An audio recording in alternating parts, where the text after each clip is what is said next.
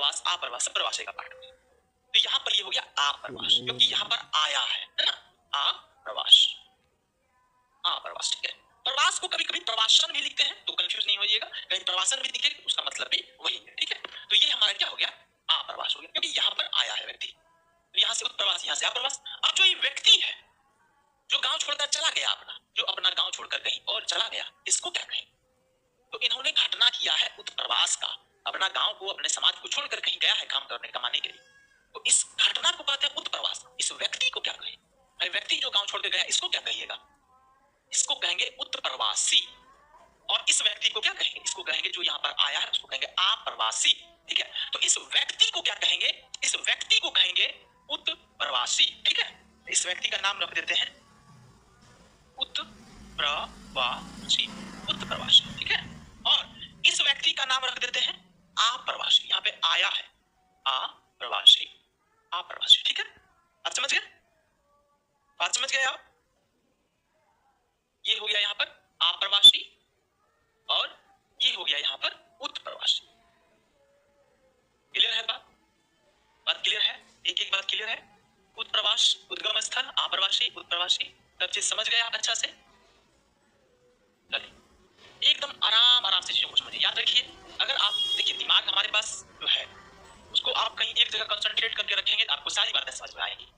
अब आप सोचिए कि इसी दिमाग का इस्तेमाल आप दो जगह कर रहे हैं, एक तो यहाँ पे समझ भी रहे हैं, दूसरा आप कमेंट भी टाइप कर रहे हैं, तीसरा आप कॉपी में भी लिख रहे हैं। तो उतना अच्छा से आप चीजों को डीपली नहीं समझ पाएंगे, इसीलिए जब तक हम इन बातों को समझा रहे हैं तब तक आप कमेंट लिखना प्लीज मत कर, है ना।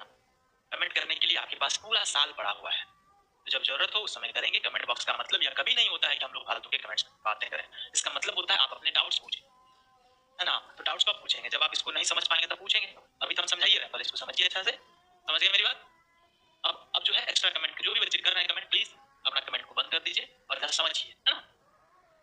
ये उद्गम स्थल हो गया, ये गंतव्य स्थल हो गया, ये उत्प्रवास, ये आप्रवास, ये सब कुछ आप अच्छे से समझ गए। अब आइए हम लोग बात करते हैं थोड़ा सा और बात करते हैं। ठीक है, ये है प्रवास, ये अपना प्रवास। ठीक है, अब आप जानते हैं कि प्रवास अपने देश के अंदर भी होता है और प्रवास देश के बाहर भी होता है। तो ये जो प्रवास अपना हुआ है ना, पहले हम लोग समझते हैं अपना ये प्रवास एक देश के अंदर प्रवास करवाते हैं, एक देश के बाहर प्रवास करवाते हैं। ठीक है, तो ये प्रवास अपना देश के अंदर प्रवास करवाते हैं। ठीक है, तो इसको कहते हैं हम लोग राष्ट्रीय प्रवास,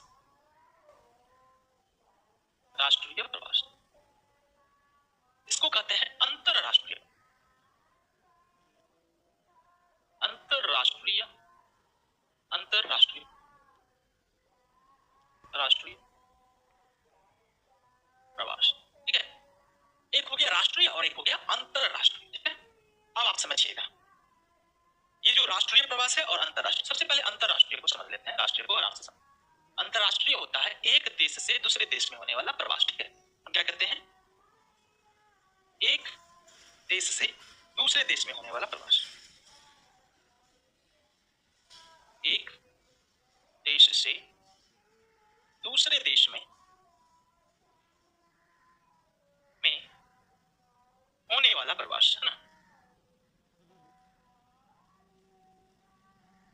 जैसे एक देश से दूसरे देश में होने वाला प्रवास,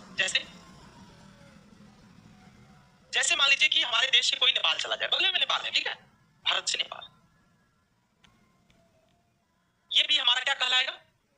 अंतरराष्ट्रीय प्रवास कहलाएगा। भारत से कोई नेपाल में जाके बस गया, या फिर बांग्लादेश से भारत में बहुत सारे लोग आते हैं, बांग्लादेश से भारत, या हमारे देश के बहुत सारे लोग दुबई सब में जाके कार्य करता है ना,